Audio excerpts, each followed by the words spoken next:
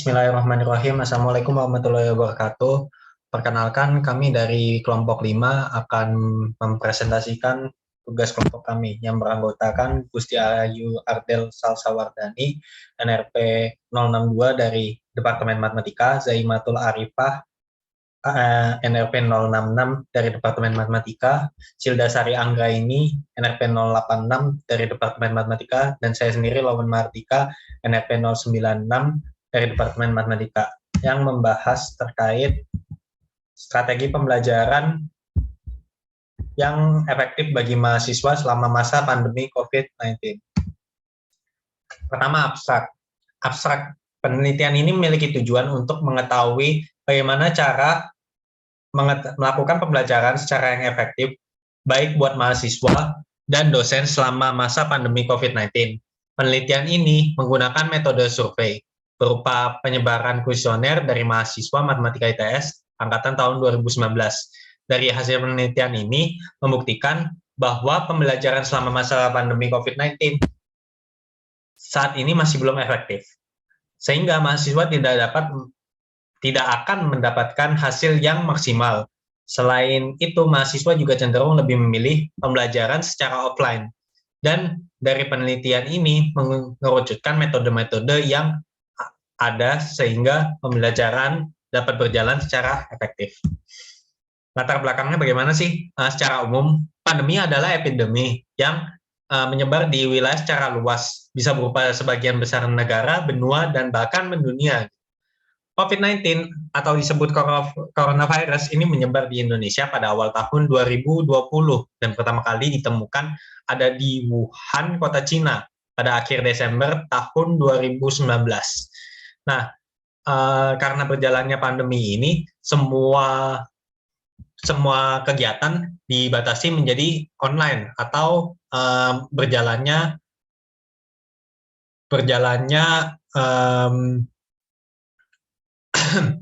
secara Zoom dan lain-lain.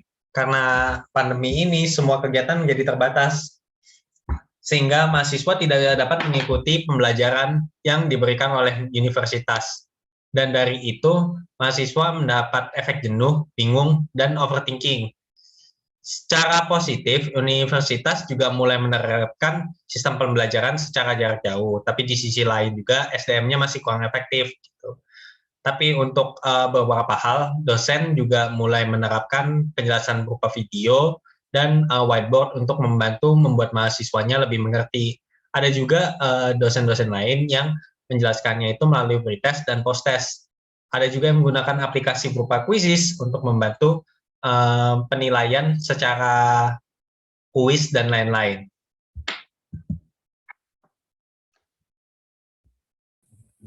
Selanjutnya adalah rumusan masalah. Yang pertama adalah bagaimana sistem pembelajaran daring yang berlaku bagi mahasiswa. Yang kedua adalah bagaimana efektivitas dan efisiensi sistem pembelajaran daring bagi mahasiswa. Dan yang terakhir adalah bagaimana sistem pembelajaran yang efektif selama masa pandemi.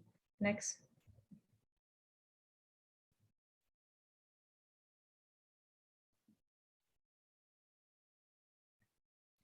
Selanjutnya tujuan penelitian. Jadi pada penelitian ini tujuan yang ingin dicapai adalah ada 3. Yang pertama untuk mengetahui bagaimana sistem pembelajaran daring bagi mahasiswa berjalan. Yang kedua adalah untuk mengetahui apakah sistem pembelajaran daring efektif dan efisien bagi mahasiswa. Dan yang terakhir adalah untuk mengetahui strategi seperti apa yang efektif untuk diterapkan pada mahasiswa selama masa pandemi. Next.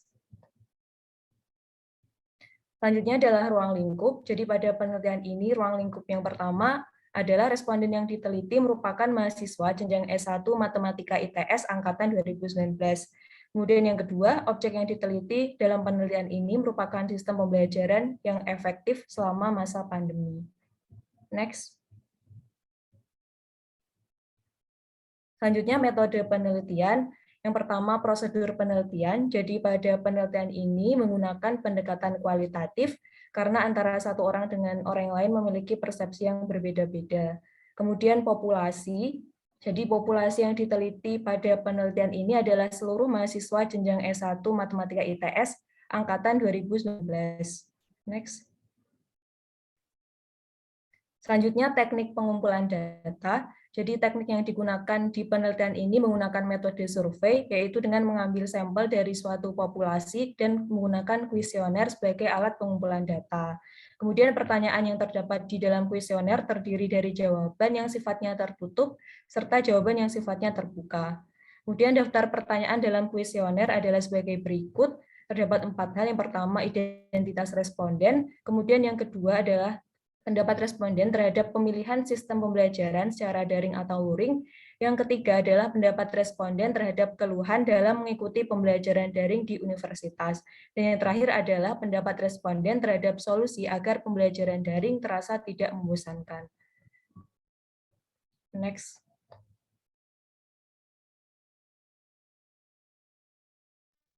Oke, selanjutnya akan dibahas mengenai hasil dan pembahasan dari penyebaran kuesioner yang telah. Oke, next.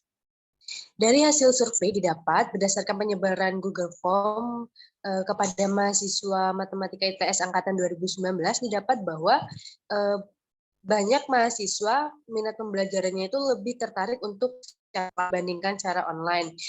Tertera seperti pada grafik berikut bahwa 80% mahasiswa memilih untuk pelaksanaan sistem pembelajaran secara offline dibandingkan dengan online. Mengapa? Oke, next. Ada beberapa alasan dari 80% mahasiswa yang memilih offline dan 20% memilih online.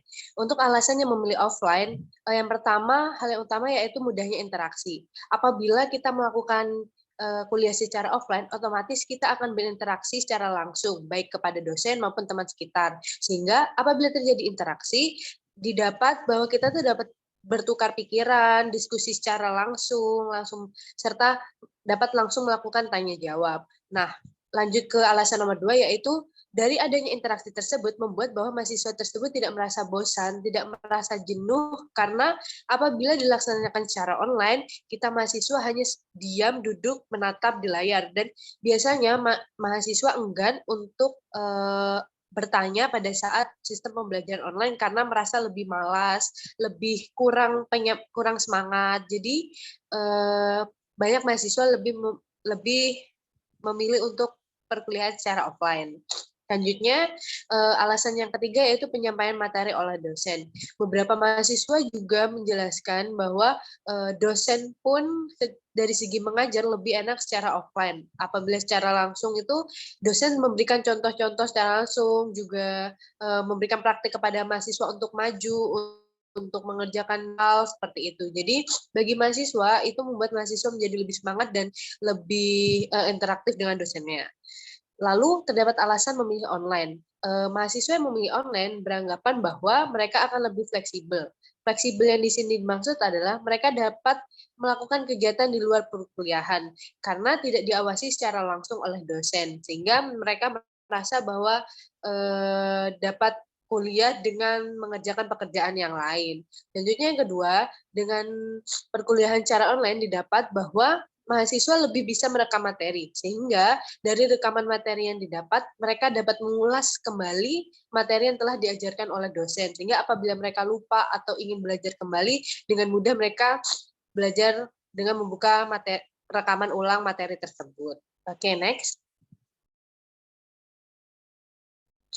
Selanjutnya, beberapa kendala saat luring, yaitu yang pertama koneksi. Tentu di setiap daerah, setiap mahasiswa, koneksi sinyal itu tidak selalu sama. Ada yang lancar, ada pun yang tidak. Sehingga bagi mahasiswa yang mungkin lebih terpelosok, mereka akan kesulitan pada saat kegiatan dilaksanakan secara daring. Mohon maaf, itu kendala saat daring. Selanjutnya yang kedua yaitu gagap teknologi. Pada awalnya harusnya untuk mempersiapkan pembelajaran secara online, baik dari segi tenaga pendidik maupun mahasiswa, diberikan wawasan arahan mengenai penggunaan platform-platform online atau media yang digunakan untuk pembelajaran secara online, sehingga ketika pembelajaran tidak memotong waktu pembelajaran terlalu banyak dan memang sudah dapat digunakan secara langsung, sehingga meskipun pembelajaran dari jarak jauh, mahasiswa tetap merasa mudah dan nyaman. Dan yang ketiga itu mudah kehilangan fokus. Sama seperti sebelumnya, karena tidak adanya interaksi, karena hanya tetap seharian full menatap laptop, layar laptop, sehingga mereka terasa capek, yang pada akhirnya menyebabkan mahasiswa mungkin sibuk sendiri dengan bermain HP tanpa diketahui oleh dosen dan semacamnya. Oke, next. Lalu apa aja sih beberapa metode untuk meningkatkan efektivitas pembelajaran saat daring? Yang pertama yaitu pembelajaran video. Bagi beberapa mahasiswa, dirasa pembelajaran video sangat membantu, dikarenakan mahasiswa dapat mengulas kembali, merekam kembali memori-memori materi yang telah dijelaskan oleh dosen. Dan yang kedua, manajemen waktu. Misalkan mereka dapat menyesuaikan dengan adanya video atau berupa latihan-latihan soal berupa post-test atau pre-test, mereka dapat mengatur waktu mereka sendiri untuk belajar, sehingga itu dapat meningkatkan efektivitas pembelajaran saat daring. Selanjutnya itu persiapan teknologi yang tepat, baik dari media yang digunakan, internet yang digunakan, maupun penggunanya dari segi tenaga pendidik maupun mahasiswa juga harus sama-sama bekerja sama untuk membantu mendukung adanya sistem pembelajaran secara online, sehingga dirasa beberapa metode tersebut dapat meningkatkan keefektivitasan pembelajaran secara online. Oke, next.